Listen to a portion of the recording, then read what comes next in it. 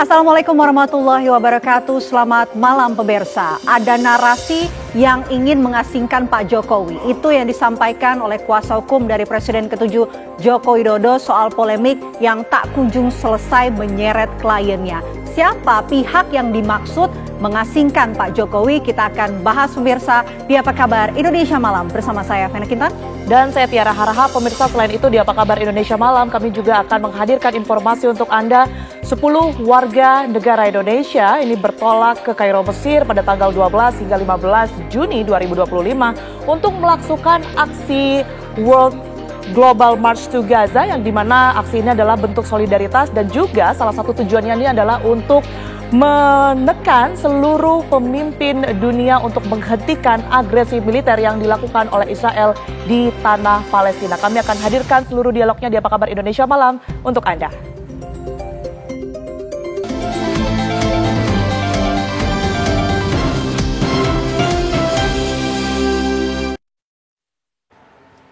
Kita awali Apa Kabar Indonesia Malam dengan informasi pemirsa soal aksi panggung grup dangdut Trio Serigala pada acara resmi Pemkab Pati, Jawa Tengah yang viral di media sosial. Bupati Pati Sudewo menyampaikan permohonan maaf atas insiden yang terjadi di pendopo kabupaten tersebut. Dalam video tampak salah satu dari ketiga penyanyi menghampiri penonton dan bergoyang seronok di dekat para pejabat yang hadir di pendopo tersebut. Bupati Pati pun meminta maaf atas kegaduhan yang terjadi hingga menimbulkan berbagai macam kritik dari publik. Adapun Trio Serigala datang ke Kabupaten Pati sebagai bagian dari agenda promosi pariwisata daerah dan tampil bersama beberapa artis ibu kota lainnya.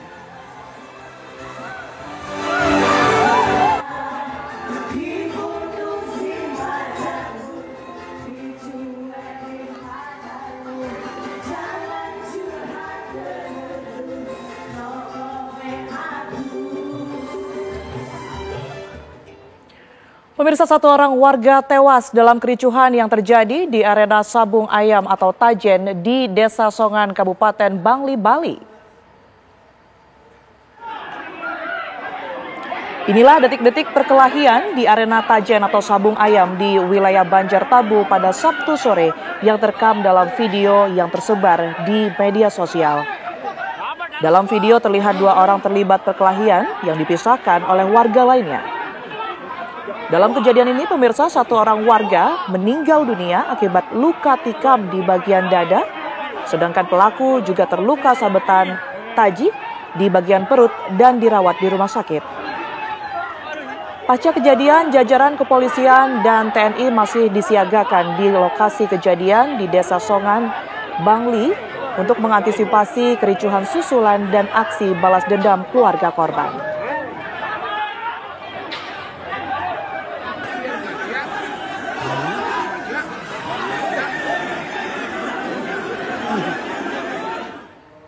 Ratusan warga yang ingin mencari kerja di Padang, Sumatera Barat menjadi korban penipuan. Mereka mendatangi Polsek Pauh untuk melaporkan kasus tersebut.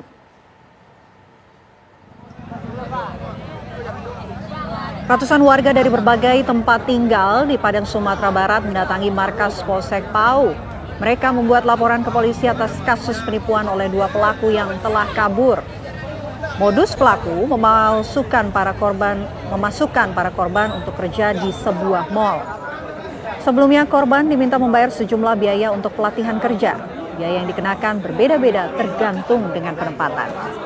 Pelaku telah mengadakan 2 kali pelatihan dan memberikan tanda pengenal untuk bekerja. Tidak hanya itu, pelaku mendatangkan petugas bank untuk membuat rekening bank baru para korban. Pelaku ini menjanjikan para korban sudah mulai masuk kerja Senin pagi 16 Juni 2025, namun ternyata tak kunjung ada kepastian. Petugas pun menghimbau kepada warga yang menjadi korban untuk melapor ke wilayah hukum sesuai domisili masing-masing untuk mengurai jumlah pelaporan yang masuk.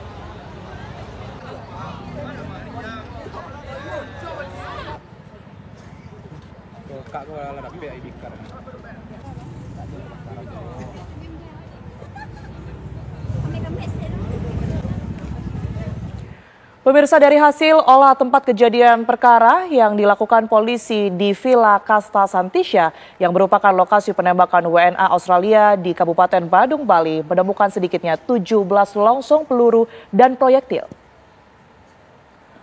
Pasca penembakan warga negara Australia di Villa Casta Santisha, Badung, Bali, polisi langsung melakukan olah tempat kejadian perkara. Di lokasi kejadian, polisi menemukan barang bukti yang langsung diamankan. Pihak kepolisian sendiri mengaku telah mengamankan 17 longsong peluru dan pecahan proyektil di sekitar lokasi kejadian. Dan untuk mengetahui suasana di lokasi kejadian, pemirsa, polisi juga telah memeriksa CCTV di sekitar kejadian.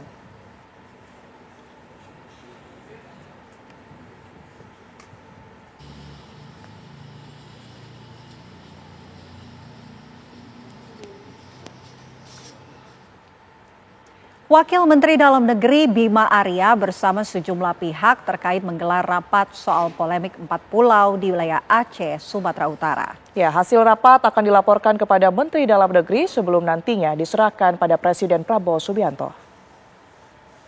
Jadi yang terjadi adalah sebetulnya pemutakhiran data terkait dengan kode wilayah atas seluruh wilayah di Indonesia. Jadi Bapak Menteri tidak spesifik hanya menandatangani wilayah Sumatera Utara dan Aceh saja atau 4 pulau saja, tapi seluruh Indonesia. Jadi ada 4.000 lebih lampiran keputusan yang ditandatangani oleh Bapak Menteri Dalam Negeri. Jadi sekali lagi keputusan Menteri ini bukan hanya terkait kepada 4 pulau atau 2 provinsi saja, tapi ini adalah pemutakhiran data seluruh Indonesia. Yang lampirannya tadi ada 4.000 halaman lebih. Itu poin pertama. Poin kedua, Kementerian Dalam Negeri dalam memutuskan batas wilayah dan alokasi teritori ini tidak saja menimbang faktor geografis, misalnya kedekatan secara wilayah, tetapi juga ada data fakta historis, politis, dan kemudian juga data-data sosial dan kultural. Nah, dalam konteks itulah Kementerian Dalam Negeri bersama-sama dengan seluruh instansi memperkaya data-data informasi yang didapat. Ada novum atau data baru yang kami peroleh berdasarkan penelusuran Kemendagri. Nah, data yang baru ini, novum ini tentu akan kami jadikan melalui satu kelengkapan berkas untuk kemudian kami sampaikan, kami laporkan ke Bapak Menteri Dalam Negeri untuk kemudian beliau sampaikan kepada Bapak Presiden. Tim TV One meninjau langsung 4 pulau di Aceh Singkil yang menjadi sengketa antara Aceh dengan Sumatera Utara. Menggunakan kapal cepat, perjalanan ditempuh sekitar 1 jam dari dermaga Danau Anak Laut, Kecamatan Singkil Utara, Kabupaten Aceh Singkil. Berikut laporan Wanasari beserta juru kamera Ferrari Narotama.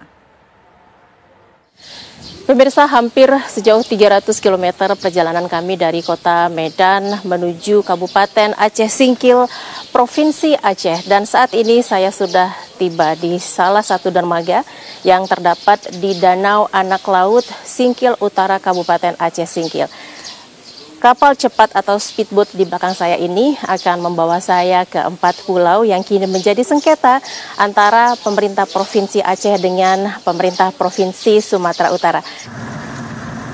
Berangkat dari dermaga Danau Anak Laut di Singkil Utara, Kabupaten Aceh Singkil, perjalanan menuju 4 pulau yakni Pulau Panjang, Pulau Mangke Kecil, Mangke Besar, dan Pulau Lipan ditempuh dalam waktu sekitar 1 jam.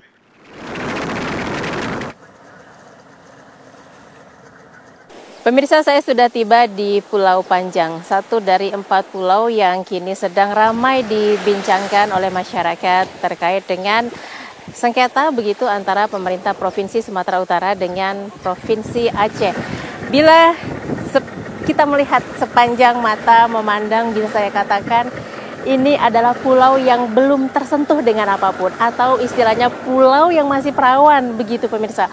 Pasir putih membentang sepanjang pinggiran pantai ini yang menurut informasi luasnya tidak lebih dari 5 hektar.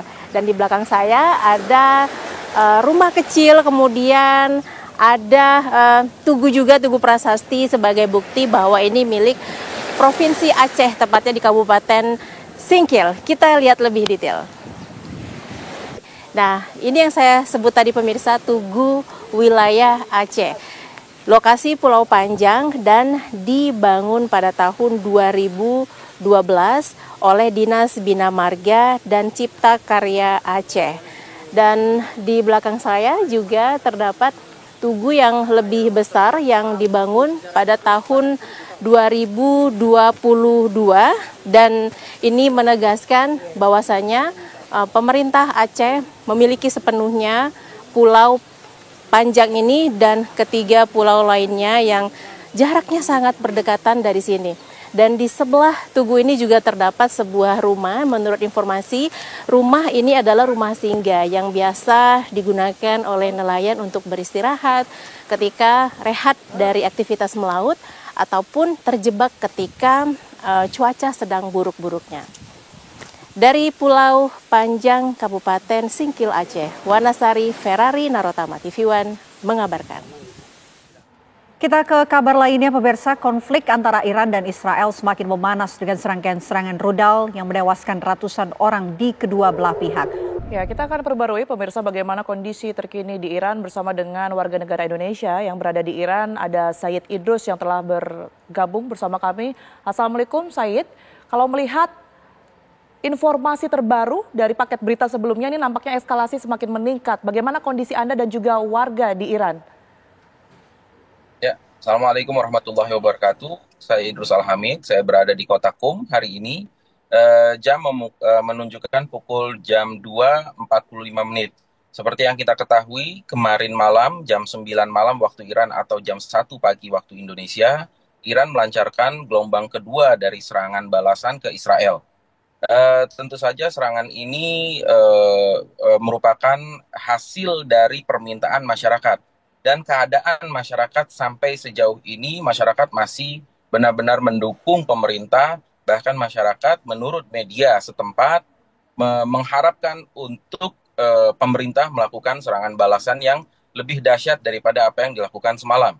Karena menurut masyarakat, hanya Iran saat ini yang mampu membalas kekejaman-kekejaman yang telah dilakukan oleh Israel, entah itu ke negaranya, yaitu Iran, ataupun ke Muslim di Gaza. Keadaan kami sekarang ini maupun keadaan masyarakat Iran secara keseluruhan masih baik-baik saja. Aktivitas di kota Qum dan juga di kota Teheran masih tetap seperti biasa, masih tetap normal. Semua toko masih tetap buka, pasar swalayan masih tetap buka, kantor dan juga bank masih tetap buka. Hanya saja di Teheran sebagian tempat-tempat yang dinilai sensitif memang disarankan oleh pemerintah untuk segera dievakuasi. Ada satu lagi berita tambahan bahwa baru saja per hari ini setelah Iran melancarkan gelombang kedua dari serangan balasan, pemerintah juga mengirimkan SMS ke setiap nomor di Iran yang mengatakan bahwa kami pemerintah Iran, seakan-akan pemerintah menjanjikan kepada masyarakat bahwa kami tidak akan pernah mundur dan kami akan membalas semua serangan dan kejahatan Israel sampai Israel merasa jerah. Itu adalah isi dari SMS yang dikirimkan oleh pemerintah ke semua ponsel atau ke semua SIM card yang ada di Iran. Dan kami pun orang-orang asing yang, karena kami menggunakan SIM card yang sama, kami pun menerima pesan tersebut. Oke, baik. Said Idrus, adakah kemudian himbauan yang disampaikan oleh pemerintah setempat untuk warga-warga mengungsi jika memang ada serangan yang dilancarkan oleh Israel ke beberapa wilayah Iran? Untuk sementara tidak ada himbauan apapun ke kita masyarakat Iran ataupun kami masyarakat asing, karena memang Iran dengan Israel berbeda ya. Mungkin di Israel kita mengetahui ada beberapa bunker-bunker yang memang disiapkan pemerintah sehingga masyarakat Israel dapat bersembunyi di sana. Sedangkan di Iran itu kita tidak pernah mengetahui adanya bunker. Dan memang bunker itu tidak pernah ada, dan paling tidak saya Idrus yang sudah lama di sini, saya tidak pernah mengetahui adanya bunker. himbauan itu pun sampai saat ini tidak pernah kita dapati dari pemerintah untuk istilahnya kalau keadaan lebih mencekam atau keadaan istilahnya lebih memanas, kita disuruh sembunyi di bunker. Itu kita tidak mendapatkan. Di Teheran pun tidak ada sirine, bahkan seperti di yang kita ketahui di Tel Aviv atau di Haifa, setiap ada serangan itu sirine berbunyi, ya kan. Di Teheran itu tidak ada, hanya masyarakat akan menyaksikan secara langsung di langit Teheran ya, air defense-nya Iran menangkal serangan-serangan dari Israel. Masyarakat pun saya rasa tidak ada yang sembunyi di bunker-bunker, ataupun walaupun pemerintah membuka metro itu 24 jam. Dan ada di dalam berita juga mengharamkan masyarakat Teheran itu untuk istilahnya kalau ingin bersembunyi di metro Teheran, yang memang metro Teheran itu cukup dalam ya, 12 km ke bawah itu jaraknya, bahkan lebih. Tapi sampai sekarang saya tidak tahu atau saya tidak pernah mendapat foto atau video di mana masyarakat Iran, khususnya masyarakat Teheran itu bersembunyi di stasiun metro. Gitu. Malah mereka tetap turun ke jalan, bahkan mereka tetap di atas setiap malam mereka di atas balkon atau di atas atap untuk menyaksikan serangan-serangan balasan Iran ke Israel. Baik, tentu kita harapkan kondisi di sana semakin membaik. Anda beserta juga dengan masyarakat di Iran lainnya dalam kondisi baik dan sehat tentunya ya. Terima kasih atas informasi yang sudah diberikan kepada kami, Sayyid Idris. Assalamualaikum, sehat selalu. Sama-sama. Waalaikumsalam warahmatullahi wabarakatuh. Ya pemirsa, kami jeda terlebih dahulu. Kami akan hadirkan informasi soal kasus dugaan jual beli kursi SPMB 4 sekolah di Kota Bandung, Jawa Barat yang masih terus bergulir. Kami akan hadirkan sesaat lagi. Pemirsa, dugaan jual beli kursi SPMB 4 sekolah di Kota Bandung masih terus bergulir. Kementerian Dasar dan Menengah atau Kemendikdasmen berjanji akan menelusuri kasus dugaan jual beli kursi SPMB di Kota Bandung. Wakil Menteri Pendidikan Dasar dan Menengah Fajar Rizaul Haq menyebutkan bahwa pihaknya telah mendapat laporan resmi dari pemerintah Kota Bandung terkait dugaan jual beli kursi SPMB. Dirinya bahkan telah melakukan sidak ke salah satu sekolah favorit yang diduga terlibat dalam kasus dugaan praktik jual beli kursi SPMB. Selain itu, pemirsa, menelusuri adanya dugaan jual beli kursi SPMB, sidak tersebut juga dilakukan untuk memastikan SPMB di Kota Bandung berjalan lancar tanpa adanya kendala. Hingga saat ini pemerintah Kota Bandung sendiri masih belum mengungkap hasil penyelidikan terbaru dalam kasus tersebut. Sebelumnya Pemkot Bandung sendiri menduga ada 4 sekolah yang terlibat dalam kasus jual beli kursi SPMB dengan nominal 5 hingga 8 juta rupiah. Selain itu Pemkot Bandung juga bakal menelusuri dugaan keterlibatan beberapa sekolah favorit yang sebelumnya diungkap oleh Ombudsman Republik Indonesia Perwakilan Jawa Barat.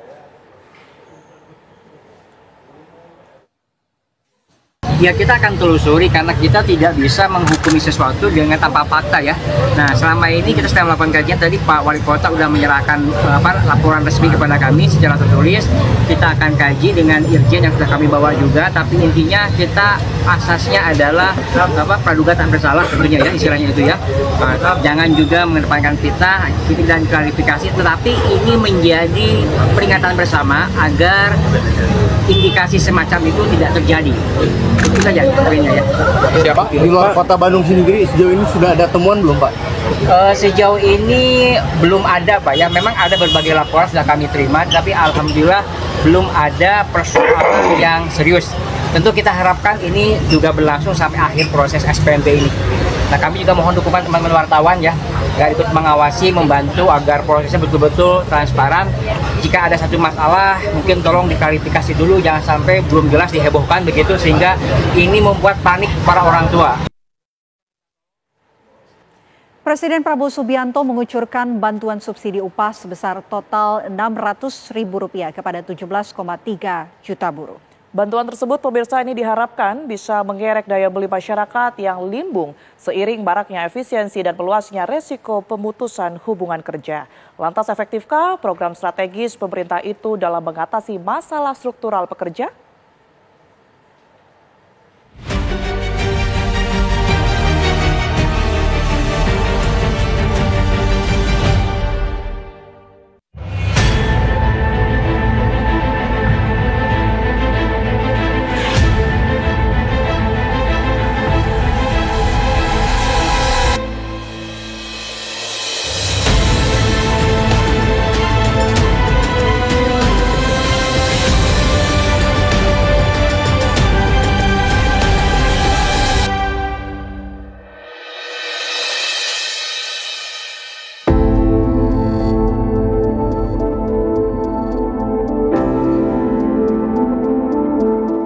Berbagai stimulus diberikan pemerintahan Presiden Prabowo Subianto untuk mengerek konsumsi masyarakat di tengah kondisi ekonomi yang paceklik. Salah satunya menyasar kalangan pekerja yang daya belinya limbung seiring dengan maraknya efisiensi dan meluasnya risiko pemutusan hubungan kerja. Bantuan subsidi upah atau BSU sebesar Rp300.000 per bulan disalurkan pemerintah kepada 17,3 juta buruh pada Juni dan Juli 2025. Namun, efektifkah program strategis pemerintah yang menelan anggaran hingga 10 triliun rupiah itu? BSU itu sebuah langkah program strategis pemerintah, itu di bawah koordinasi Menko Perekonomian. Sejak awal tahun, akhir tahun yang lalu kan kita sudah memprediksi bahwa PHK itu akan menjadi sebuah tantangan strategis di tahun 2025. Ini harus kita lihat sebagai realitas, dan tentu yang ditunggu selanjutnya adalah bagaimana kita mensikapinya. Dan ini adalah tentu harus lintas kementerian. Kemenaker seperti saya sampaikan tadi, dari hilir kita berbicara ada benefit JKP yang sudah kita siapkan, kemudian kita siapkan fasilitas untuk skilling dan reskilling, kemudian kita mensupport full terkait dengan Satgas PHK yang akan dari hulu ke hilir masuk di situ masalah kebijakan dan seterusnya. Selama 2 bulan, buruh akan mendapatkan Rp600.000 atau per bulannya Rp300.000. Stimulus ini akan mengalokasikan anggaran sekitar 10 triliun. Besar sekali. Persoalannya adalah, pertama, bantuan subsidi upah tersebut hanya untuk 2 bulan. Hanya untuk mengejar angka pertumbuhan ekonomi. Tapi secara kualitas purchasing power atau daya beli masyarakat tidak terukur. Setelah 2 bulan bagaimana? Pasti daya beli akan turun lagi. Kriteria penerima bantuan subsidi upah diatur dalam Peraturan Menteri Tenaga Kerja Permenaker Nomor 5 Tahun 2025 tentang pedoman pemberian bantuan pemerintah berupa subsidi gaji atau upah bagi pekerja. Mereka yang berhak menerima BSU adalah pekerja penerima upah atau pekerja formal dan guru honorer. Selain itu, buruh harus terdaftar aktif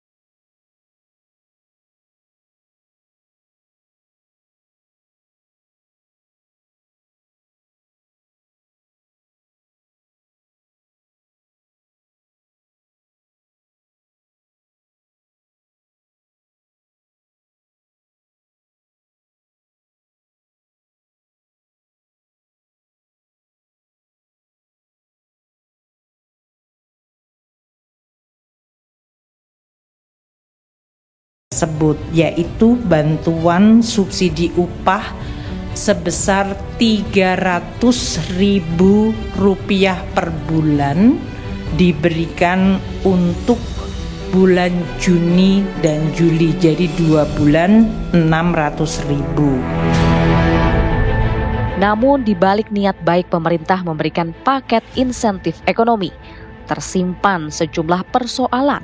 Pasalnya, bantuan sosial itu hanya ditujukan kepada peserta aktif BPJS Ketenagakerjaan. Padahal BSU lebih dibutuhkan oleh mayoritas pekerja informal yang memiliki pendapatan di bawah upah minimum per bulan. Apalagi diyakini jumlah pekerja informal saat ini meningkat seiring gelombang PHK yang mendera negeri. Justru yang membutuhkan sebetulnya adalah para pekerja yang hari ini menjadi korban PHK.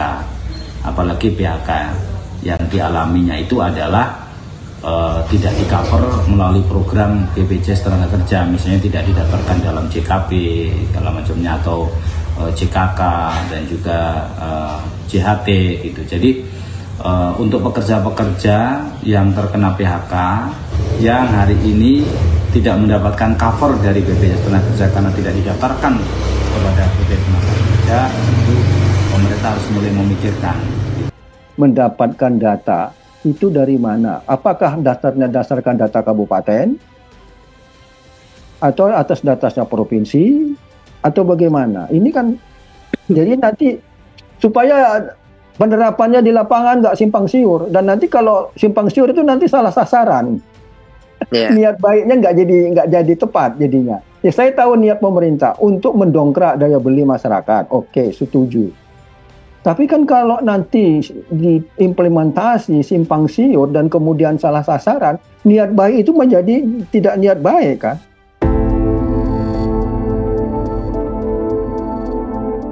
Kelompok buruh juga menilai stimulus yang diberikan pemerintah hanya berefek sementara dan tidak mengatasi masalah struktural pekerja.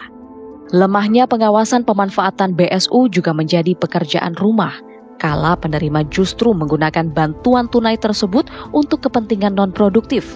Bagaimana mungkin daya beli nasional bisa terdongkrak? BSU yang selama ini diberikan dalam 2 bulan nanti itu hanya untuk menyasar guru dan tenaga honorer serta buruh yang menjadi peserta BPJS. Persoalannya adalah banyak buruh yang tidak menjadi peserta BPJS. Itu kan kesalahannya pengusaha, bukan kesalahan buruh. Bagaimana mereka yang jumlahnya jutaan orang, bahkan puluhan juta, mereka tidak menerima BSU. Dengan demikian peserta yang bukan dimasukkan dalam kategori peserta BPJS ini, peserta BSU tersebut tidak mendapatkan BSU.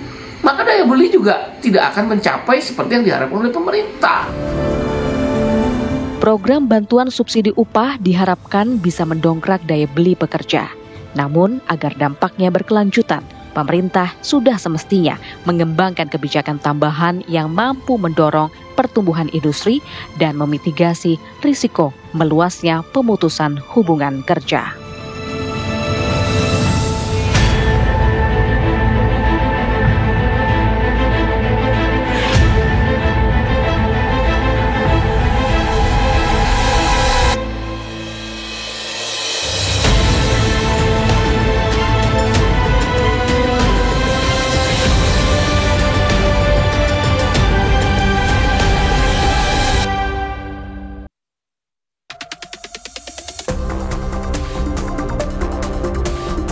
Kuasa hukum Presiden ke-7 Republik Indonesia Joko Widodo mengungkapkan ada narasi ingin mengasingkan kliennya buntut isu ijazah palsu.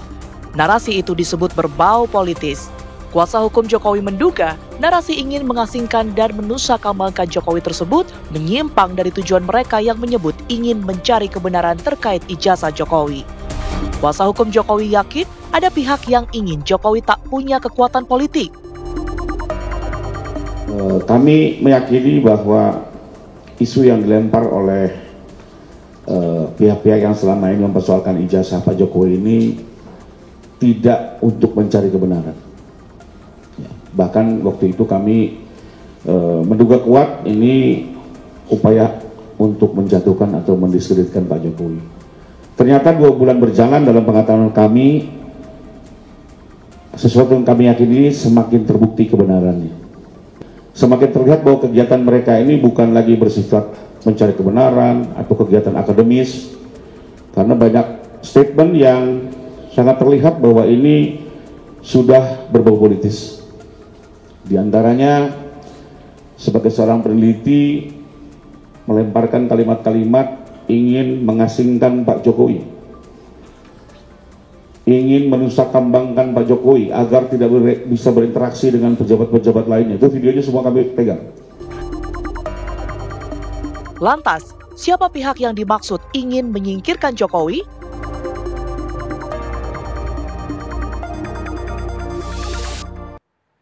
Ada narasi ingin mengasingkan Presiden ke-7 Joko Widodo. Siapa pihak yang ingin mengasingkan Pak Jokowi?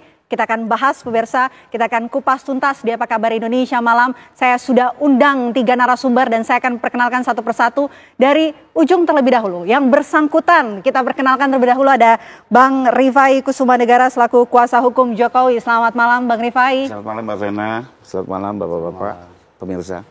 Oke, di sebelah Bang Rifai, ini sudah ada Guru Besar Politik UIN Jakarta. Sekarang disebutnya sebagai Prof. Prof. Gun-Gun Herianto. Selamat malam Prof. Selamat malam. Sehat Komunikasi Prof? politik ya. Sehat. Sehat, Alhamdulillah. Di sebelah Prof. Gun-Gun ini juga sudah hadir pemirsa tim advokasi anti kriminalisasi akademisi dan aktivis. Ada Pak Herman Kadir. Selamat malam. Selamat Pak Herman. malam Prof. Selamat malam masyarakat Indonesia yang menonton ini. Baik. Oke, langsung saja ya, kita tanyakan ke yang bersangkutan, yang melemparkan pernyataan ada pihak membangun narasi ingin mengasingkan Pak Jokowi. Apa sih yang Anda maksud dengan pernyataan tersebut? Oke, jadi memang sejak, ini kan mulai bergulir 2 bulan yang lalu ya, semakin mencuat, sekalipun kami sudah memantau sejak diajukannya laporan di Bareskrim, itu di bulan Desember 2024. Tapi sejak 2 bulan yang lalu, ada pihak-pihak baru yang selama ini kami tahu juga tidak mengikuti persoalan ijazah ini, lalu muncul menyatakan dirinya sebagai seorang peneliti, bahkan seolah-olah ingin menjadi ahli dalam laporan di Bareskrim, dan selama ini menyatakan kegiatannya bersifat akademis. Nah, pada saat itu di satu sisi kami juga masih coba mengamati apakah benar mereka akan hadir sebagai peneliti dan betul-betul melakukan kegiatan akademis ya. Sekalipun juga memang ada beberapa variabel lain yang kami melihat sepertinya tidak tepat gitu. Tapi dengan tetap praduga baik ya, kami mengikuti prosesnya. Nah, namun semakin sering waktu berjalan, kami dapatkan di beberapa video kok orang-orang yang selama ini mengklaim sebagai peneliti mulai melempar narasi-narasi yang sudah berbau politis ya, diantaranya menyatakan ingin mengasingkan Bapak Jokowi, ingin mengirim ke Nusa Kambangan agar tidak bisa berinteraksi dengan pejabat lainnya. Bahkan ada lagi peneliti yang sudah mulai bicara tidak kontekstual, lari dari persoalan ijazah, lari mempersoalkan sosial media Pak Wapres yang kebetulan anak dari Pak Jokowi kan begitu. Lalu ingin bersama melakukan gerakan pemakzulan yang memang sekarang juga sedang bergulir.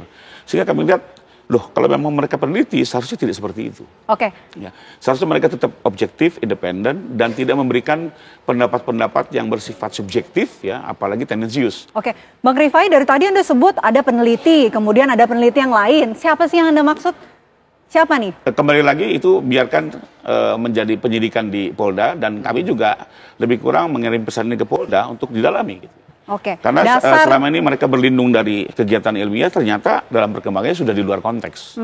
Ya, sebagai contoh Mbak, kalau dalam hukum ya, misalnya ada dokter melakukan otopsi, dia sebagai ahli yang independen, dia cukup bicara bahwa orang ini mati karena sebuah tusukan benda tumpul, tanpa perlu bilang pelakunya harus dikirim ke Nusa Kambangan kah, gitu ya, pelakunya harus diasingkan. Itu sudah di luar konteks seorang peneliti yang benar dalam konteks ahli, sehingga dari fakta yang ada ini kami berpendapat bahwa mereka ini sudah tidak layak menjadi ahli dan ini menjadi pertimbangan di Polda Metro Jaya. Oke, kami ingin tahu dasarnya kemudian pernyataan itu keluar, ada pihak yang ingin mengasingkan dan juga menusakambangkan. Tentu ada sesuatu begitu. Apa dasarnya? Memang di video tersebut tidak diuraikan, ya. Lebih kita lihat seperti emosional, ya. Tapi kembali lagi ya, mungkin nanti Mbak silakan ikuti di sosial media ya video itu. Kami juga pegang videonya gitu ya. Kenapa yang selama ini pihak-pihak mengklaim sebagai peneliti, kegiatannya akademis, kok sampai melemparkan sesuatu yang di luar kompetensinya sebagai ahli ya, seolah-olah sebagai peneliti. Karena kan kalau kita bicara akademis kan harus objektif ya, harus tetap kontekstual ya, dan tidak mengarah kepada satu-satu variabel-variabel yang sudah di luar penelitiannya, lebih kurang begitu. Oke, saya mau ke Pak Herman. Pak Herman, menurut Anda bagaimana apa yang disampaikan oleh tim kuasa hukum Pak Jokowi yang bilang ini justru mengasingkan, menusangkambangkan Pak Jokowi? Jadi gini, kami dari tim hukum ini prinsip pertama bahwa kasus ijazah Jokowi itu belum inkrah. Artinya dia belum mempunyai kekuatan hukum yang tetap. Karena masih proses sidang perdata di Solo dan Yogyakarta, pengadilan Sleman dan pengadilan Surakarta. Itu yang pertama. Yang kedua, proses laporan pidana DTPUA yang ada di Mabes Polri itu belum selesai, belum final. Karena apa? Karena tim TPUA meminta kembali kepada Mabes Polri, itu namanya Lavkrim Mabes Polri, untuk melakukan penyelidikan ulang, melakukan Lavkrim ulang secara transparan. Dan itu sudah ada, SP2HP-nya sudah dikeluarkan dan sudah ada perintah. Dan Mabes Polri, khususnya Kapolri sudah merespon ini, bahwa ini akan kita gelar secara terbuka. Itu tanggapan Kapolri. Itu yang kedua. Ya. Artinya proses ijazah Jokowi yang ada di Laprim Mabes Polri itu belum selesai. Nah yang ketiga, yang masalah di Polda Metro Jaya, itu juga belum final. Artinya apa? Artinya itu masih proses penyelidikan. Ya, masih proses penyidikan, belum naik ke sidik, ya. Artinya apa? Kenapa? Karena untuk naik ke tingkat penyidikan itu harus selesai dulu proses perdatanya, harus selesai dulu di hasil laprimnya. Karena yang berhak menyatakan, yang memutuskan bahwa ijazah itu palsu atau tidak itu adalah pengadilan, ya. Bukan Lavkrim, hasil laprim tidak. Laprim itu hanya mengatakan identik, no identik, itu saja bahasa hukumnya. Tapi yang memutuskan itu adalah pengadilan nantinya. Itu saja, Mbak. Artinya memang pengadilan yang berhak menentukan palsu. Kalau isu yang beredar yang bilang mau itu saya nggak bisa komen itu, saya nggak ngerti soal itu. Oke. Siapa yang mau mengasingkan Jokowi? Aduh. Oke. Siapa? Jadi tidak ngerti, ingin mengasingkan kami gitu ya. Pure masalah bidang hukum, membela klien kami, kepentingan klien kami, masalah kepentingan. Tapi tidak ada Tidak ada ya? Nggak ada. Oke, tapi apa yang paling diinginkan sebetulnya? Apakah ingin mengikuti proses hukum sampai dengan selesai? Atau justru sebetulnya kalau sebelumnya kan minta ijazahnya ditunjukkan. Apa yang sebetulnya diinginkan? Kalau kami dari tim hukum ini adalah ingin bahwa penyelesaian kasus ijazah Jokowi itu secara transparan gitu loh. Artinya semua melibatkan para pihak, ya, pelapor, para ahli, ya, para telapor, semua dilibatkan semua di dalam proses hukum ini gitu loh. Sehingga persoalan ini jelas dan transparan. Begitu juga yang proses hukum yang ada di pengadilan, jelas dan transparan dilakukan. Jadi artinya kuncinya cuma satu. Jokowi harus memperlihatkan ijazah aslinya ke hadapan majelis hakim yang ada sedang bersidang. Kuncinya adalah Pak Jokowi untuk memperlihatkan ijazahnya. Aslinya. Aslinya. Ya. Oke, saya mau ke Prof. Gun-Gun kalau begitu. Prof. Gun-Gun, atas polemik yang terus bergulir dari ijazah, kemudian skripsi, dan merembet ke lain sebagainya, sampai dengan statement yang disampaikan oleh Bang Rifai, ternyata ada yang menyebut ada narasi pihak ingin mengasingkan Pak Jokowi. Benar nggak sih ada hal ini menurut Anda? Jadi gini ya, ini kan ada wilayah politik dan ada wilayah hukum. Nah, persoalannya stage of brainstormingnya, perbincangan yang muncul dalam konteks panggung, itu tidak bisa dipisahkan antara hater dan loversnya, ya kan? Sehingga membentuk echo chambernya, kolamnya sendiri-sendiri nih. Ada kolam pendukung, ada kolam yang tidak mendukung. Dan kemudian proses oposisional ini belum terfasilitasi dengan baik di wilayah hukum. Begitu. Nah, contoh misalnya ada ketidakpuasan, misalnya mereka yang percaya atau tidak percaya bahwa ijazah Pak Jokowi itu asli. Pun demikian banyak orang yang bertanya, ini sebenarnya udah cukup kan gitu. Jadi kesimpang siuran inilah yang kemudian melahirkan pola acak dalam opini publik. Ini kan bicara ruang opini publik. Kalau kita bicara politik, kerap kali wilayahnya adalah persepsi. Wilayah hukum itu verifikasi, ya kan? Makanya kemudian ada legal standing masing-masing. Nah, persoalannya adalah ketika persepsi itu muncul, kan itu tidak ada di ruang hampa, ada proses konstruksi opini. Dan seperti saya sebutkan tadi, ini tahap pertamanya yang disebut dan stage of brainstorming, ada perbincangan, kemudian stage of consolidation, opini itu muncul pro kontra, baru solid stage-nya. Opini itu solid kemana? Nah, masalahnya adalah dalam konteks opini publik akan liar kalau kemudian opini itu ya masing-masing berada di echo chambernya. Kalau di digital itu ada filter bubble-nya masing-masing, ya kan? Orang kemudian kan mengklaim kebenaran versinya sendiri-sendiri. Makanya teman-teman hukum inilah yang kemudian beradu argumen dan bukti verifikasi di pengadilan. Saya pikir tadi saya setuju soal transparansi dan proses itu mungkin juga diinginkan oleh pengacara Pak Jokowi. Saya berharap tentu ya dalam konteks bonum komun ya, kepentingan yang lebih umum, bukan kepentingan masing-masing para pihak yang bertarung opini. Itu adalah kepastian dari sisi apakah ijazah Pak Jokowi itu asli atau palsu. Kemudian yang kedua, jangan sampai kemudian ini berlarut-larut hampir 2,5 tahun lebih, ya, sehingga kemudian persoalan-persoalan substantif fundamental dari beragam isu hukum dan politik itu tertutup hanya gara-gara isu seperti ini. Ini kan bangsa yang sebenarnya harus bertransformasi menjadi bangsa besar, tetapi perbincangan kita masih kemudian sekitar ijazah yang sebenarnya harusnya bisa diselesaikan lebih cepat, gitu maksud saya. Dari sisi kepentingan publik, kalau kemudian selalu berada di area opini publik, yang ada adalah masing-masing mengklaim kebenaran, bukan mencari mengklaim pembenaran, bukan mencari kebenaran, gitu maksud saya. Oke, baik. Poin menarik yang saya tangkap dari Prof. Gun-Gun, ini kepastian jangan berlarut-larut. Bisa direspon nanti Bang Rifai usai jeda. Kami jeda terlebih dahulu, pemirsa Apa Kabar Indonesia Malam akan kembali untuk Anda sesaat lagi.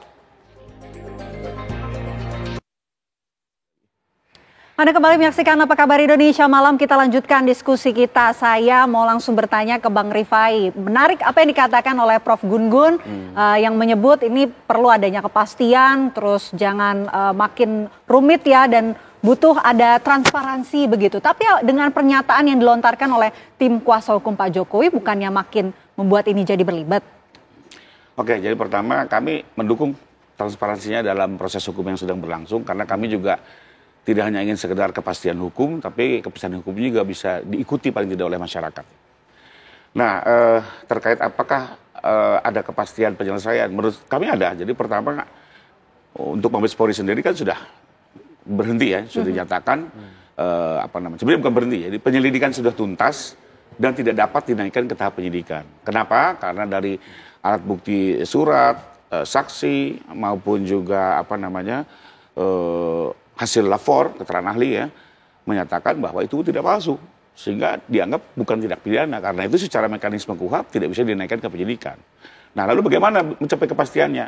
Menurut kami mari kita sekarang konsentrasi yang di Polda. Ya. Karena di Polda pun juga bisa juga soal ijazah ini di challenge ya. Kami kan melaporkan ada tindak pidana pencemaran baik, ada tindak pidana fitnah. Nah, kalau misalnya nanti dalam proses persidangan bisa dibuktikan ternyata ijazah itu palsu, maka tindak pidana fitnah ini kan gugur dengan sendirinya, Mbak. Ya. Tapi manakala tidak bisa dibuktikan kepalsuannya atau bahkan semakin menguat keasliannya, maka akhirnya tindak pidana fitnah itu akan dinyatakan terbukti. Jadi menurut kami masih ada saluran lain, yaitu proses yang berlangsung di Polda. Karena itu kemarin kami mendorong pihak Polda untuk meningkatkan ini ke tahap penyidikan atau menghentikan sama sekali gitu ya, agar ada kepastian juga itu. Karena ini juga sudah 2 bulan berlangsung penyelidikannya. Sementara setelah naik ke penyidikan pun masih butuh waktu. Setelah itu bergulir ke persidangan. Nah, nanti di ujung persidangan bisa terlihat kalau misalnya tidak pidana fitnah dinyatakan terbukti, maka dengan sendirinya ijazah dinyatakan sah oleh pengadilan. Demikian juga sebaliknya. Jadi menurut kami ruang itu ada, dan mari kita sekarang dorong untuk melihat proses yang sedang berjalan di sana. Termasuk misalnya teman-teman yang selama ini sedang melakukan pembelaan, kami menghargai itu, nanti ajukan saja dalam persidangan di proses yang kami laporkan di Polda Metro Jaya. Lebih kurang itu mungkin jalan terbaik ya untuk penyelesaian kasus ini agar tidak terus terlalu berlarut juga, bergunjing terus di media juga menurut kami juga tidak sehat. Demikian. Pak Herman, silakan ditanggapi. Jadi gini, untuk penyelesaian kasus ini memang harus secara transparan dan terbuka. Oke. Saya setuju banget itu ya. Artinya memang laprim umpamanya, ya terbukalah. Hasilnya bagaimana ya, melibatkan para pihak, hadir, melibatkan ahli, ya kan, dibuka secara transparan. Nah, kalau itu benar-benar pihak Mabes Polri mau melakukan itu, sebagaimana kesiapan dari Kapolri yang sudah dia statementkan kemarin, dia bilang saya siap membuka ini dan setuju. Nah, itu saya aku jempol nih buat Mabes Polri. Kalau dia mau melakukan itu. Membuka gimana maksudnya? Membuka ulang pemeriksaan hasil labkrim itu secara transparan. Artinya dibuka benar, melibatkan para pihak, pelapor, terlapor, saksi, ahli, ya kan, dan instansi terkait. Bila perlu ada Komisi 3 DPR RI, ada pihak Kejaksaan Agung, ada semua terlibat di situ. Itu transparan kalau menurut saya. Artinya dengan melibatkan institusi-institusi yang ada, saya pikir itu akan menyelesaikan persoalan hukum. Sepanjang itu masih ada yang disembunyikan, tidak akan menyelesaikan persoalan hukum. Masalah Polda Metro Jaya tidak akan mungkin bisa menaikkan perkara ini sepanjang belum ada kepastian hukum dari putusan perdata Pengadilan Surakarta dan Pengadilan Negeri Sleman. Oke, maksud Anda berarti masih ada yang sepertinya disembunyikan. Apa yang disembunyikan? Ya, ini kan proses hukumnya belum selesai. Nah, hasil labkrim itu kan belum selesai. Kan sepihak dari Mabes Polri saja pengumumannya itu, non identik itu sepihak, gitu loh. Tidak melibatkan institusi terkait, ya, para pihak, pelapor, terlapor. Bahkan kami di surat TPUA itu kulihat, yang kubaca kemarin, dia minta juga melibatkan Komisi 3 DPR RI, institusi Kejaksaan Agung terlibat di situ, dan ahli dilibatkan. Ya, artinya apa? Itu kalau benar-benar dilakukan oleh Mabes Polri, itu akan selesai persoalan hukum. Itu. Ini harus selesai juga. Tidak akan mungkin kasus Polda Metro Jaya akan naik sementara hasil labkrim ini belum mempunyai kekuatan hukum tetap dari pengadilan. Ini palsu umpamanya kan. Benar ijazahnya asli, tapi dibawa ke pengadilan. Non identik ini harus dibawa ke pengadilan. Ya kan? Nah, itu proses hukum lagi. Nah, di proses peradilan inilah yang menyatakan, oh iya ini identik, no identik nanti. Oh, ini artinya hakim memutuskan benar ijazah ini asli, benar ijazah ini palsu. Itu selesai persoalan hukum. Artinya putusan pengadilan itu sudah inkrah. Artinya ini sudah sampai ke level Mahkamah Agung. Ya, inkrah itu sudah Mahkamah Agung. Putusan itu telah mempunyai kekuatan hukum tetap. Sepanjang itu belum selesai, maka ini tidak akan pernah selesai persoalan hukum ini. Persoalan ijazah Jokowi tidak akan pernah selesai. Kecuali para pihak mau berdamai secara baik-baik atau bagaimana. Itu lebih, iya kan? Oke lah. Sini damai, ini mau berdamai. Itu bisa terjadi juga. Jadi penyelesaian hukum itu tidak hanya melalui proses pengadilan saja, tapi para pihak juga bisa, gitu loh. Pak Jokowi dengan Pak Desmond, Roy Suryo, Dr. Tifa, mereka berdamai, saling memaafkan dan selesai. Itu bisa diselesaikan juga. Nah, kalau masalah hukum ya harus selesai sampai ke Mahkamah Agung. Makanya lama lagi Mahkamah Agung berapa tahun lagi, Mbak. Kayak nggak tahu peradilan kita aja lamanya. Teorinya 6 bulan, tapi prakteknya itu bertahun-tahun putusan itu. Oke, baik. Kalau begitu saya mau ke Prof. Gun-Gun. Prof, ini apa yang disampaikan baik itu Bang Rifai maupun Pak Herman. Ya semuanya ingin masalah ini nggak berlarut-larut begitu. Tapi kalau secara kuncinya ini kan sebetulnya ada di Pak Jokowi ya. Nah, secara komunikasi politik ini bagaimana? Ya kan Pak Jokowi itu aktor politik ya. Jadi pernyataannya bisa dimaknai polisemi. Dalam konteks itu interpretasinya bisa bermacam-macam, terutama dari publik. Makanya sebagai bagian dari pusaran opini yang berkembang, saya pikir Pak Jokowi tidak akan bisa menyelesaikan masalah sendirian. Ketika misalnya mendeklar ini saya asli, ya kan?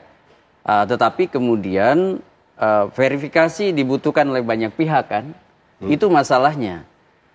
Ketika misalnya muncul diskursus publik dari pernyataan Pak Jokowi, apakah itu menyelesaikan masalah? Saya berpikir tidak akan menyelesaikan masalah, kecuali ada kemudian memang satu posisi di mana kepastian soal ijazah itu diambil di wilayah hukum, gitu maksud saya. Atau pendekatan-pendekatan yang melibatkan misalnya pihak lain yang bersifat lebih independen. Contoh misalnya sekarang ini kan yang jadi awal persoalan pusaran opini itu, ini ijazah dikeluarkan UGM atau tidak misalnya, ya kan? Ya. Nah, oke, dikeluarkan UGM, clear ijazah ini asli atau tidak. Seperti kami di kampus kan pasti mendeklar itu. Persoalannya juga karena ini sudah terlalu banyak perbincangan yang keluar dari CPM-nya. CPM itu Communication of Privacy Management. Jadi kadang-kadang kita melampaui bicara dari kepatutan kita bicaranya, ya kan? Contoh tadi seperti misalnya, ahli peneliti harusnya bicara ini, tapi kemudian masuk ke wilayah politik, sehingga kemudian makna dari pernyataan itu juga diinterpretasi secara politik. Nah, ini yang kemudian makanya saya tidak berpikir kasus ini bisa diselesaikan hanya semata-mata dari pernyataan. Harus ada aspek di wilayah hukum yang memastikan bahwa ini asli, gitu ya. Kemudian masalahnya adalah apakah kemudian opini itu akan reda dengan sendirinya. Kalau misalnya hanya mengandalkan pernyataan satu pihak seperti pernyataan Pak Jokowi atau pernyataan yang kontra Pak Jokowi, itu lagi-lagi hanya akan berada di klaimnya masing-masing. Gitu. Makanya kemudian kepastian hukum itulah yang kemudian menjadi, menurut saya saya underline, kepastian hukumlah yang kemudian jadi pemutusnya. Kalau kita bicara politik, ya, karena Pak Jokowi presiden 2 periode dan public pressure ya pada presiden ataupun mantan presiden itu selalu ada. Ini kita sama-sama tahu, apalagi Indonesia highly fragmented multi-party system dengan kepentingan politik yang luar biasa. Kepentingannya pasti tidak tunggal. Ada yang ingin memang benar-benar mengetahui ya dari sisi hukum, ada yang memang ini menggorengnya menjadi isu politik. Nah, ini kan menjadi sebuah pemahaman umum bahwa ketika dua area ini berada di satu panggung, pasti kan tarik-menarik. Ya.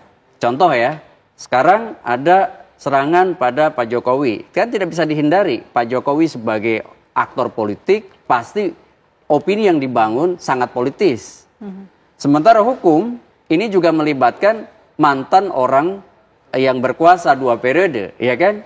Nah, juga pasti ada interpretasi apakah hukum ini bebas dari kepentingan politik ya yang ada di belakangnya. Makanya satu-satunya pemutus menurut saya para penegak hukum, baik itu Polri maupun di pengadilan, itu harus memiliki satu kepekaan bahwa ini isu sensitif secara politik. Makanya transparansi penegakan hukum itu harus dikedepankan tanpa kemudian ada sikap parsial. Kan harus imparsial dalam memutus sesuatu begitu. Transparansi dan juga kepastian hukum itu yang sangat diinginkan, dan kita ingin soal ijazah Jokowi ini tidak semakin gaduh ya, dan tidak semakin tak berujung sesuai dengan judul kita. Nanti kita akan bahas lebih detail usai jeda. Apa kabar Indonesia Malam akan kembali untuk Anda sesaat lagi.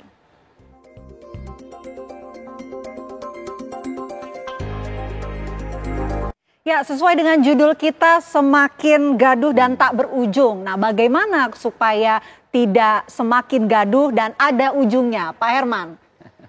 Jadi gini, ini bagaimana mungkin bisa cepat selesai. Kemarin ada berita baru, Bambang Gito Suryadi ngomong di press conference di YouTube segala macam, dia bilang, ini jasa dicetak di Pasar Pramuka katanya. Kan rame lagi nih. Jadi ini nggak pernah selesai-selesainya kalau ada yang menggoreng terus. Jadi menurut saya, ya satu-satunya jalan adalah kalau mau menyelesaikan perkara ini ya temukan aja para pihak secara kekeluargaan. Setidak-tidaknya ada mediator lah yang bisa mengkomunikasikan antara Pak Jokowi dan para pelapor, para pelapor yang di Mabes Polri itu. Silakan, bisa aja. Atau menunggu putusan yang telah mempunyai kekuatan hukum tetap. Itu juga penyelesaian. Jelas dan terang kan kalau putusan inkrah namanya. Inkrah. Artinya putusan itu telah mempunyai kekuatan tetap. Tapi itu levelnya di Mahkamah Agung gitu loh. Itu. Nah ini kalau menunggu ini ya tak kapan selesainya. Ya, nanti Solo nunggu kasasi lagi. Yang peradilan di Bantul kasasi lagi. Mabes Polri masuk lagi, nanti ada peradilan lagi. Polda Metro jelas naik lagi, pidana sampai kasasi lagi. Nah, itu nggak selesai. Jadi kalau orang tidak berujung gitu loh. Kalau memang kalau proses hukum ini ujungnya ya tunggu inkrah itu. Oke, tunggu inkrah atau ada mediator? Mediator. Oke, itu dari Bisa. Pak Herman. Ya. Kalau Bang Rifai? Ya, saya sependapat dengan Pak Herman bahwa kami sebagai advokat sih tetap tidak boleh menafikan upaya perdamaian atau mediasi, karena itu bagian dari kode etik yang kita harus junjung tinggi. Sekalipun di satu sisi kalau mengaca pendapat dari Prof, memang ini pemberitaan spektrumnya sudah sangat luas. Sudah semua masuk dalam kepentingan ini. Bahkan kalau kita lihat di sosial media sudah dibanjiri betul sampai ke dunia internasional. Sehingga memang untuk bisa membuat clear persoalan ini, apakah betul ijazah palsu atau tidak, memang instrumen hukum yang harus menjawab sebenarnya. Karena sekarang oke lah, ada perdamaian, kumpul-kumpul, akhirnya selesai. Tapi kan isu ini tetap tidak terjawab. Dan terus-menerus seolah-olah masih ada kemungkinan jangan-jangan palsu, jangan-jangan atau gimana kan begitu. Sehingga ya terlepas dari, kami tetap harus mendorong perdamaian ya. Memang kalau mengaca dari pendapat Prof, menurut saya ini diselesaikan secara hukum, dan ya kuncinya menurut kami satu-satunya sarana adalah yang di Polda Metro. Kenapa? Karena kalau yang di Mabes Polri, ya dalam kacamata kami ini sudah selesai penyelidikannya. Apalagi sebenarnya Mbak, ini saya tambahkan sedikit. Kalau dalam perkara umum, sebenarnya tidak perlu dengan lapor. Untuk menguji bahwa sebuah dokumen ini sah atau tidak, cukup ditanyakan kepada penerbit.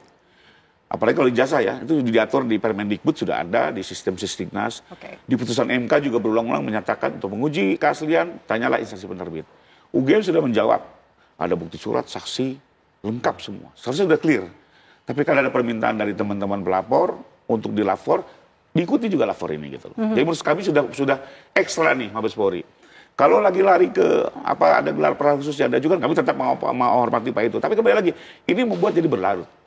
Nah kalau kami melihat terus yang perdata tadi disampaikan oleh Bang Herman, rujukannya adalah Permen 1 tahun 56. Sebenarnya perkara perdata dan pidana ini tidak berkaitan. Yang dimaksud Permen 1 56 itu adalah misalnya dalam tindak pidana penyerobotan lahan. Ya, dalam hal misalnya ada sengketa keperdataan siapa pemilik tanah yang sebenarnya, maka tuduhan penyerobotan lahan ini dihentikan dulu. Ya, unhugging lebih kurang. Menunggu dulu karena ada sengketa perdata.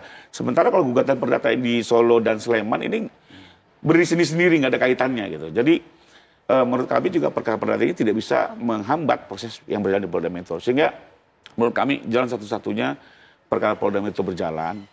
Kalaupun misalnya juga ada mediasi, kan ada juga restoratif justice, ada proses RG ya, di mana nanti akan mempengaruhi putusan hakim. Tapi paling tidak, apakah benar ijazah ini palsu atau tidak, biar diuji secara transparan. Kalau misalnya teman-teman juga masih meragukan teman-teman Polri, toh nanti kan dilanjutkan oleh Kejaksaan dan Hakim. Ini dua institusi yang berbeda dari Polri. Biarlah mereka yang menengahi apakah ini palsu atau tidak diuji. Kedua, apakah benar Pak Jokowi ini menjadi korban tidak dalam fitnah selama ini, itu juga biar terjawab. Lebih kurang itu, Pak. Jadi biar ada kepastian, ya, isu yang sudah kemana-mana ini juga bisa selesai, ya. Di satu sisi untuk sebenarnya meminimais persoalan. Dibanding semua terus dibuka tidak ada kejelasan, menurut saya malah semakin tidak jelas. Ya, tapi kan pernyataan soal mengasingkan itu juga bukannya malah bikin makin tidak berujung gitu. Makin rame. Sebenarnya kalau itu pesan kami adalah satu, bahwa selama ini kegiatan-kegiatan akademis ya, kegiatan-kegiatan seolah-olah menjadi peneliti, ini buat kami itu sudah menjadi tidak bernilai karena statement itu. Dan kami harapkan ini dipertimbangkan oleh Polda, tidak lain untuk apa? Untuk cepat mengambil sikap dalam penyelidikan. Mbak, penyelidikan ini sudah berjalan sudah 2 bulan lebih. Ya, sementara naik ke penyidikan pun juga mungkin masih butuh waktu 5 sampai 7 bulan gitu. Jadi kapan sidangnya gitu loh. Kalau ini semua dibiarkan membias semakin tidak jelas, masyarakat juga semakin dibingungkan gitu ya. Jadi menurut kami, kalau kami tetap dalam posisi mendukung lanjutnya perkara di Polda Metro dengan tetap juga menghargai manakala para pihak ingin melakukan mediasi. Oke, masih terbuka lah dengan peluang ataupun keinginan potensi untuk mediasi. Kami sebagai advokat harus tetap membuka itu, sekalipun nanti jawaban akhirnya ada di Pak Jokowi. Baik, Prof. Gun-Gun, ini kan selain hukum yang juga kental ini soal komunikasi politik, apa yang harus dilakukan soal itu? Ya, dari sisi komunikasi politik, kalau para pihak sekarang tadi ya, Bang Herman maupun Bang Rifai bicara soal mungkin aja bertemu begitu ya dalam satu komunikasi para pihak, tapi jangan sampai kemudian memunculkan satu bias yang tinggi begitu ya, dan hanya sekedar menjadi permainan elit semata tanpa punya rembesan pada kepastian di masyarakat gitu maksud saya. Ini kan bagian dari political literacy mainstreaming nih, bahwa ada satu isu yang lagi rame, kemudian masyarakat kan juga perlu diedukasi, ya kan? Jangan hanya semata-mata pertemuan itu elitis, selesai di tingkat elit, tapi di masyarakat bawah kemudian masih bertanya-tanya, ya kan? Ya. Nah itu yang pertama. Kemudian yang kedua soal ini kan juga bagaimana institusi-institusi hukum itu juga kembali dipercayai kan. Kalau kemudian satu persoalan hukum tidak selesai dan digantung hanya kemudian diselesaikan dengan cara-cara non hukum, itu bukankah kemudian nanti itu kan political game aja. Sehingga kemudian dari sisi hukum ya memang hukum tidak bisa menyelesaikannya gitu. Itu yang kedua. Yang ketiga, menurut saya gini, kita perlu kemudian melangkah pada isu-isu fundamental lain ya yang kemudian penting juga diketahui oleh publik. Sekarang ini banyak isu menjadi laten, tidak aktual akibat tertutupnya opini publik oleh kasus ini. Ya. Sehingga kita berharap tentu ya ada satu proses yang kemudian lebih cepat, memverifikasi lebih cepat, kemudian juga kita bisa beralih ya pada isu-isu kenegaraan lain, isu-isu kebangsaan lain yang itu mungkin jauh lebih membawa bangsa ini maju. Tidak Mobius strip, tidak ada di pita Mobius jalan di situ, kemudian kembali ke persoalan yang sama dan tidak kemudian menambah bobot kualitas bangsa ini gitu. Oke, kita ingin tidak semakin gaduh dan tentunya kita ingin ada ujungnya. Terima kasih Prof. Gun-Gun, terima kasih Pak Herman, terima kasih Bang Rifai atas waktunya di Apa Kabar Indonesia Malam. Semoga setelah ini tidak ada lagi ya pembahasan-pembahasan yang tidak selesai ini. Terima kasih. Sama-sama. Ya pemirsa, kami jeda terlebih dahulu. Saya jeda Apa Kabar Indonesia Malam masih akan menghadirkan dialog sejumlah artis dan publik figur Indonesia ini turut serta dalam aksi solidaritas internasional Global March to Gaza. Namun langkah mereka tertahan setelah diawasi dan dicegat oleh kepolisian Mesir. Kami akan hadirkan dialognya sesaat lagi pemirsa. Ribuan aktivis dari penjuru dunia bergerak menuju Gaza dalam sebuah aksi solidaritas bertajuk Global March to Gaza. Aksi ini pemirsa bertujuan untuk menekan pemimpin dunia agar segera menghentikan agresi militer Israel terhadap warga Palestina. Aksi ini juga turut diikuti 10 warga negara Indonesia, diantaranya ini adalah artis dan publik figur Wanda Hamidah, Saskia Meka, Ratna Gali, Hamidah Ramayanti, dan lainnya. Ribuan aktivis dari penjuru dunia bergerak menuju Gaza dalam sebuah aksi solidaritas bertajuk Global March to Gaza. Aksi ini bertujuan menekan pemimpin dunia agar segera menghentikan agresi militer Israel terhadap warga Palestina.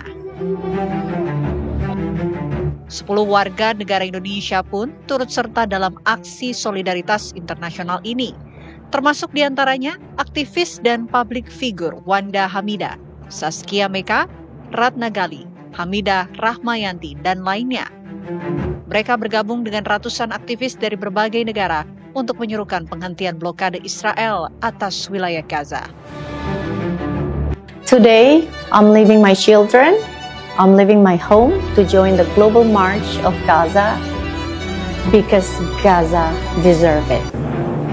Namun, melansir dari postingan dari Instagram @zaskiadiameka, perjalanan 10 aktivis kemanusiaan ini pada Sabtu 14 Juni kemarin dilaporkan tertahan di Kairo, Mesir. Para aktivis kemanusiaan ini belum dapat melanjutkan perjalanan menuju perbatasan Rafah, pintu masuk ke Gaza, Palestina, yang menjadi titik konsentrasi aksi solidaritas internasional. Para aktivis berada dalam pemantauan ketat aparat keamanan Mesir dan tidak diperkenankan bergerak bebas. Mereka diminta tinggal di lokasi penahanan sementara dengan estimasi waktu minimal 1 pekan. Saat ini, langkah kaki mereka menyusuri perbatasan wilayah konflik dalam Global March to Gaza harus terhenti. Mereka telah dideportasi dari Mesir dan kembali ke tanah air tanpa dapat meneruskan aksi solidaritas untuk Palestina. Sebelumnya, bersama sekitar 2.500 orang dari 50 perwakilan negara lainnya yang bergabung dengan aksi solidaritas tersebut, perwakilan Indonesia terbang dari Jakarta ke Mesir pada 12 Juni lalu. Mereka rencananya berjalan kaki sejauh 50 km bersama ribuan warga dari 50 negara menuju gerbang Rafah. Aksi dilakukan dalam rangka untuk menyerukan dibukanya akses bantuan kemanusiaan ke Gaza. Tim TV One mengabarkan.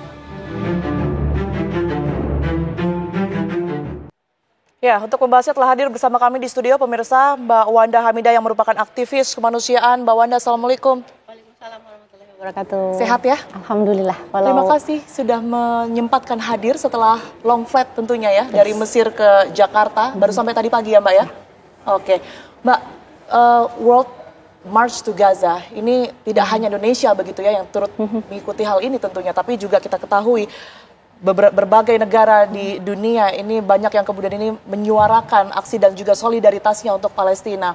Tapi sebelum kita berbicara ke sana, saya ingin tahu kalau untuk di Indonesia sendiri, ini siapa yang pertama kali mendorong untuk mengikuti gerakan ini?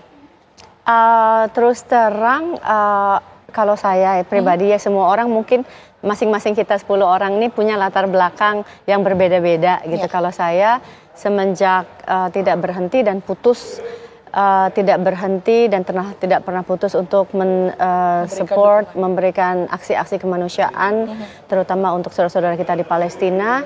Dan kemarin saya udah mulai resah ketika ada aksi Global March to Gaza. Saya terus terang mencari-cari tahu, nanya semua ke teman-teman, terutama saya menanyakan juga ke sahabat saya Tere, ini kok kita nggak ada yang pergi? Kenapa teman-teman nggak ada yang pergi? Kenapa LSM mana yang pergi? Saya mau tanya dan saya mau ikut, jawabannya nggak ada dan kita nggak tahu siapa yang pergi. Nggak ada yang mengorganisir, nggak ada yang menginisiasi diri untuk pergi ke Global March to Gaza. Dan saya terus terang sedih, jangan merasa terpukul gitu kalau ada orang lain, terus kemudian saya Greta Thunberg gitu ya, yang kemudian non-muslim berani mempertaruhkan nyawanya demi Gaza. Kok kita Indonesia 300 juta penduduk muslim nggak ada yang pergi. Aku agak terpukul dan sedih juga pada saat itu gitu. Jadi aktif nanya kiri kanan, ada yang pergi nggak Indonesia, ada yang pergi nggak, kalau ada saya mau ikut gitu. Kemudian Tere mengatakan pada saat itu, oh kayaknya Zaskia Meka pergi deh, coba kamu kontak dia. Dan gayung bersambut, saya kontak, ternyata memang Zaskia pergi. Aku bilang, Bia aku mau ikut, boleh nggak? Oh ya boleh Mbak, ayo silahkan gitu. Sekalipun itu under pemerintah Malaysia ya Mbak ya? Atau jadi gini, kepergian kita memang ya melalui delegasi, karena form yang kita isi, dan form itu saya posting di Instastory ya, Global March to Gaza, yang ya mungkin form untuk seluruh aktivis kemanusiaan dari seluruh dunia gitu. Dan itu adalah masing-masing negara punya satu form yang kemudian mereka kumpulkan secara internasional. Nah, form itu memang formnya delegasi Malaysia, karena Indonesia tidak punya delegasi Indonesia. Pertanyaan kalau Anda tanya ke saya juga sama pertanyaannya, kenapa Indonesia sebesar ini tidak mengorganisir diri sehingga punya delegasi secara langsung. Dan mungkin kalau ada, saya yakin, saya percaya melihat cintanya rakyat Indonesia terhadap Malaysia, saya yakin mungkin akan ribuan yang ikut, nggak cuma 10 orang gitu. Jadi ya memang kurangnya memang bangsa ini dan ini menjadi apa ya? Ini menjadi hikmah juga. Kenapa Palestina gampang diduduki dan digenosida oleh Israel? Kurangnya bangsa ini, Indonesia, kurang mengorganisir diri secara nasional dan secara internasional. Ya, umat Islam kurang mengorganisir dirinya untuk bersatu, menyingkirkan perbedaan-perbedaan yang tidak terlalu penting buat saya, gampang dipecah belah, sehingga ya Palestina menjadi mudah diduduki oleh Israel. Kalau umat kita atau bangsa kita satu suara untuk membela Palestina, insya Allah mudah mengalahkan Zionis Israel. Gitu. Tentu kita apresiasi apa yang kemudian dilakukan oleh Mbak Wanda dan juga teman-teman. Tentu juga banyak sekali kita yang ada di Indonesia ini ingin melakukan hal serupa begitu ya. Cuman seperti yang tadi Mbak Wanda katakan, kita juga belum tahu harus kemana dan bagaimana memulainya. Dan kalau begitu. menurut saya sih kita harus memulai mengorganisir diri semenjak saat gini. Karena lebih awal begitu kita nggak mungkin, kita beda dengan Malaysia yang pemerintahannya all out mendukung dan membela kemerdekaan Palestina. Baik, nah saya juga mengikuti cerita Mbak Wanda di sosial media begitu ya. Nampaknya perjalanan ini sangat tidak mudah. Boleh mungkin dibagikan juga kepada kami Mbak Wanda mulai dari Bandara Soekarno-Hatta Jakarta sampai kemudian ke Kairo sampai pada akhirnya bahkan diikuti oleh Intel, diintimidasi. Ini ceritanya seperti apa? Terus terang saya baru pertama kali ke Mesir. Jadi saya tidak mengetahui kondisi sosial, politik, ekonomi Mesir di luar apa yang saya baca di koran sehari-hari. Ya, saya tahu Presiden Mesir El-Sisi adalah seorang militer yang mendampuk kekuasaannya dengan kudeta, ya, gitu. Cuma saya tidak tahu bahwa di negara Mesir rezim El-Sisi setiran itu, gitu ya, nggak tahu setiran itu terus terang sampai saya tiba di Mesir. Perjalanan kami memang tidak mudah karena semuanya berangkat atas inisiatif sendiri. Kami tahu resiko yang kami tanggung sendiri tanpa perlindungan siapapun kecuali perlindungan Allah Subhanahu wa Ta'ala. Kemudian yang kedua, ketika kami tiba di Mesir, memang yang kami takuti adalah imigrasi karena banyak sekali aktivis yang baru turun pesawat ditampuk untuk pulang kembali ke negaranya. Oh, bahkan nggak sampai turun pesawat ya? Iya, turun, nggak sampai keluar imigrasi, diminta untuk kembali lagi. Dari negara lain itu ya? Yes, dari negara lain banyak yang bahkan sampai tidak bisa keluar ke airport. Keluar airport itu kekhawatiran kami pertama, aduh kita lolos nggak di imigrasi, itu kekhawatiran yang pertama. Sempat terjadi beberapa menit, sedikit saya mau bilang atau itu negosiasi atau percakapan mengenai rombongan kami, tapi kemudian ada ketegangan lah ya. Ada ketegangan sedikit, tapi kemudian oh ya kami memang kita nggak mungkin bilang oh kita aktivis kita mau ikut Global March to Gaza. Mungkin terang-terangan. Nggak mungkin gitu ya melihat situasi negara Mesir yang rezim ini tidak menginginkan aksi Global March to Gaza itu terjadi di negara mereka. Ini kan inisiatif internasional tanpa dukungan bahkan negara Mesir sendiri dan bahkan negara-negara banyak negara-negara lain juga mengirim delegasinya tanpa dukungan negaranya masing-masing. Jadi kami semuanya paham resiko yang akan kami alami gitu. Yang kedua bahwa kemudian ketika kami lolos dari imigrasi, alhamdulillah ya Rabbil Alamin gitu. Itu juga karena ada teman travel yang punya hubungan baik di travel yang mengatakan bahwa ya memang ini rombongan travel kami gitu ya. Kemudian ketika masuk bis kami udah alhamdulillah karena penjagaan di airport juga luar biasa ketatnya. Gitu. Jadi saya juga post di Instastory penjagaan keluar airport yang banyak polisi dan mobil-mobil polisi. Mobil-mobil polisinya nggak kita bayangin seperti mobil-mobil hitam putih polisi biasa ya, tapi mobil-mobil yang cukup besar dan bisa membawa siapapun yang mereka anggap dan mereka curigai akan menjalankan misi kemanusiaan untuk Gaza gitu. Itu yang terjadi. Itu baru keluar airport ya. Ketika kami masuk hotel, is another story juga gitu bahwa kami cukup udah mulai khawatir sih di situ. Besok paginya kekhawatiran itu terjadi gitu ya bahwa hotel kami tinggal di hotel yang kecil. Nah, hotel kami udah mulai dikepung oleh puluhan polisi dan beberapa teman-teman seperti Hemi, kemudian Ami, kemudian termasuk Bia, Zaskia Meka dan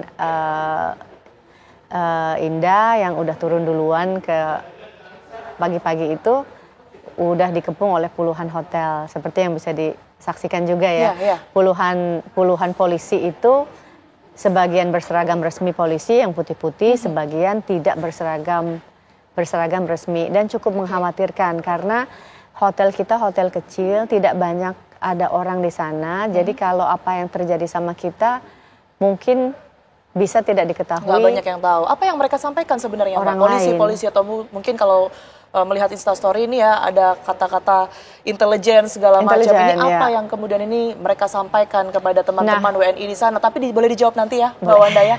Informasi tersebut akan kami sampaikan usai jeda berikut ini. Pemirsa tetaplah di Apa Kabar Indonesia Malam. Oke, ada kembali di Apa Kabar Indonesia Malam, pemirsa. Kita lanjutkan dialog bersama dengan Mbak Wanda Hamidah. Mbak Wanda, kalau dilihat begitu banyak begitu ya polisi yang kemudian datang ke hotel berdasarkan cerita Mbak Wanda tadi, ada nggak sih sesuatu yang mungkin mereka sampaikan kepada teman-teman dari WNI ini atau intimidasi secara langsung begitu yang dialami? Gini, ketika esok harinya kita keluar dari hotel, kita pindah ke hotel untuk makan siang di hotel yang lebih bagus dan lebih besar. Kemudian teman-teman Zaskia dan Ratna menghampiri Intel tersebut dan mengatakan, kalian mau ngapain sih? Kenapa sih ikutin kita gitu? Dan ya kita memang mengikuti kalian karena gerombolan lebih dari 5 orang ke atas harus kita, itu menurut mereka itu SOP mereka. Saya nggak yakin, saya yakinnya memang kita sudah dicurigai semenjak awal kita mendarat di Kairo. Kemudian yang kedua, oh jadi Anda, terus saya bilang juga, Anda ngikutin kita cuma buat 1 hari ini? Tidak, kita mengikuti kalian seminggu ke depan karena situasi yang genting sedang terjadi di Mesir gitu. Ketika mereka bilang 1 minggu, wah, saya udah tahu kita mungkin nggak berhasil ke checkpoint 1, ke checkpoint 2 karena mereka udah memantau kita sebegitu ketatnya dan udah nggak pura-pura lagi kalau Intel di Indonesia masih menyamar jadi tukang bakso ya. Intel di Mesir seperti teman-teman lihat kita lagi makan mereka di belakang kita. Saya ke musola, mereka ikutin ke musola. Saya ke toilet, mereka ikutin ke toilet. Tapi ada nggak sih Mbak negara yang pada akhirnya sampai mungkin ke Rafah begitu atau setidaknya pos paling dekat lah? Kalau ke Rafah saya nggak yakin, tapi di checkpoint 1, checkpoint 2 kan pada hari itu udah chaos ya. Udah terjadi chaos, udah banyak yang didetain, ditahan, udah banyak yang dideportasi, udah terjadi kekerasan juga yang mungkin mereka nggak pakai militer, ada yang pakai militer, ada yang ternyata militer, sama juga seperti di Indonesia menggunakan masyarakat sipil untuk menghantam para demonstran gitu. Jadi kembali lagi saya ingin katakan bahwa ini aksi kemanusiaan. Kami nggak melihat ini bukan aksi perang untuk mendobrak Rafah, karena itu tidak mungkin terjadi. Kami tidak membawa senjata untuk melawan IDF. Tentunya kami ingin kami ingin membuka mata para pemimpin dunia dan we are not play by the rules anymore, karena rules itu udah dihancur dan diluluh lantahkan oleh Israel. Karena now we not play by the rules anymore, karena rules itu udah tidak lagi menyelamatkan nyawa masyarakat Gaza, udah tidak menyelamatkan tanah rumah kita. We cannot play by the rules anymore.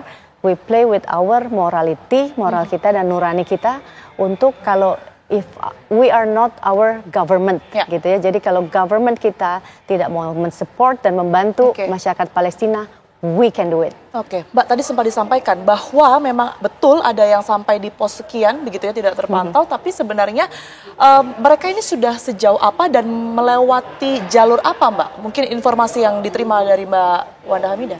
Gini, kalau kita lihat, saya juga memantau dari media sosial juga. Ada yang ke checkpoint 1 udah sampai, ada yang terutama mereka para aktivis yang ada di luar Palestina yang masuk dari seperti Afrika dan lain-lain, mereka benar-benar nggak sampai, jangankan sampai ke Mesir, mereka nggak nyampe ke Mesir, mereka memang di perbatasan negaranya dan mereka bercamping di perbatasan negaranya. Harus dipahami bahwa aksi ini aksi untuk mengetuk masyarakat dunia bahwa we have to do something, we cannot, kita nggak bisa menormalisasi jutaan anak di Palestina meninggal karena kelaparan. Kita nggak bisa menormalisasi bahwa bayi-bayi Palestina lepas kepalanya dari badannya. Kita nggak bisa lagi menyaksikan itu. Kita nggak bisa menormalisasi bahwa ada seorang anak mengayuh mayit ayahnya untuk menguburkan ayahnya. We cannot normalize that anymore. Gitu. Kita nggak bisa menormalisasi. Ada seorang dokter yang kehilangan 9 anaknya dalam sekali bom di rumahnya. We cannot stop normalize that and start do something. You have to start say something. You have to start doing something to defend, untuk membela Palestina, untuk membela kemanusiaan. Apa yang terjadi di Gaza tentunya ini melukai hati kita semua begitu ya. Tidak hanya mereka yang mengalami, tapi tentu kita di sini marah luar biasa dengan apa yang kemudian dilakukan oleh Israel terhadap Gaza begitu. Setelah perjalanan panjang ini, apa yang dialami oleh Mbak Wanda di Kairo begitu ya, selangkah lagi padahal lebih dekat menuju ke Gaza, menuju ke Rafah, kemudian harus terpaksa kembali pulang. Apa yang Mbak Wanda dapatkan setidaknya untuk kemudian disampaikan kepada masyarakat atau yang disampaikan kepada pemerintah dari perjalanan tersebut? Oke. Yang saya hikmahnya kalau buat saya kemerdekaan itu mahal. Karena di Mesir kami tidak bisa menggunakan kifayah kami. Sama sekali tidak bisa atribut kami tidak bisa mengibarkan Palestina? Bendera Palestina dan bendera Amerika berkibar di sana. Jadi sebetulnya kalau ditanya kemerdekaan itu mahal dan sebetulnya kemerdekaan itu saya tidak merasakan kemerdekaan itu di Palestina dan dan yang menakutkan sebetulnya bukan tentara dan intel-intel di Mesir atau polisi di Mesir atau IDF yang menakutkan, yang lebih menakutkan saya kalau aksi diamnya warga ketika melihat dan menormalisasikan pembunuhan dan pembantaian yang terjadi di Palestina. Kalau kita melihat kepala anak dipenggal, itu hati kita nggak sedih, nggak marah. Itu bahaya. If it happen to them, soon itu akan terjadi sama kita. Gitu, dan ini udah mulai terjadi juga di Indonesia. We cannot protect ourselves, we cannot protect our land anymore, gitu ya. Ketika kita mengatakan kebenaran dan kita justru dikriminalisasi, ini udah terjadi.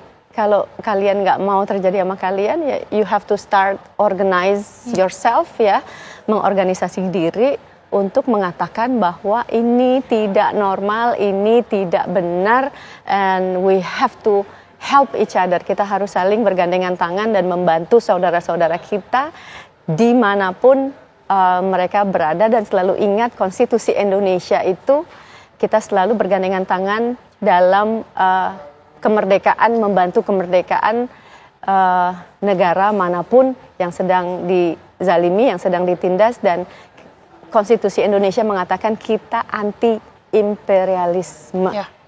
Dan we have to stick on our constitution. Ya, kita harus berpegang teguh kepada konstitusi karena kemerdekaan Indonesia didukung oleh kemerdekaan bangsa-bangsa lain termasuk oleh Palestina. Jadi jangan tinggalkan saudara-saudara kita di Palestina. Baik, tentu saya ingin mendengar lebih banyak ya bagaimana kemudian cerita Mbak Wanda di sana. Ini pasti sangat-sangat emosional begitu ya, bagaimana kemudian ini perjuangan 10 warga negara Indonesia ini yang kemudian melakukan aksi untuk membela kemerdekaan Palestina. Tapi sayangnya waktu kita terbatas. Tapi terima kasih sekali Mbak Wanda sudah hadir di Apa Kabar Indonesia Malam. Tentu kita harapkan baik Mbak Wanda maupun juga kita semua ini tidak berhenti ya untuk terus memperjuangkan kemerdekaan Palestina ke depannya. Until Palestine is free. Ya, oke. Terima kasih banyak Mbak Wanda, sehat selalu. Thank you for having me. Terima kasih Mbak. Dan Apa Kabar Indonesia Malam kami akhiri di sini. Pemirsa, kami akan undang rekan saya Vena Kintan untuk hadir bersama saya. Baik, terima kasih Tiara Harahap, dialog yang luar biasa tentunya karena kita terbatas oleh waktu. Untuk itu kita tutup Apa Kabar Indonesia Malam hari ini. Pemirsa, sesaat lagi Anda dapat menyaksikan program Fakta yang akan hadir membawa tema Diksar Mahasiswa Unila Menelan Nyawa. Saya Vena Kintan. Dan saya Tiara Harahap pamit undur diri pemirsa, terima kasih. Sampai jumpa.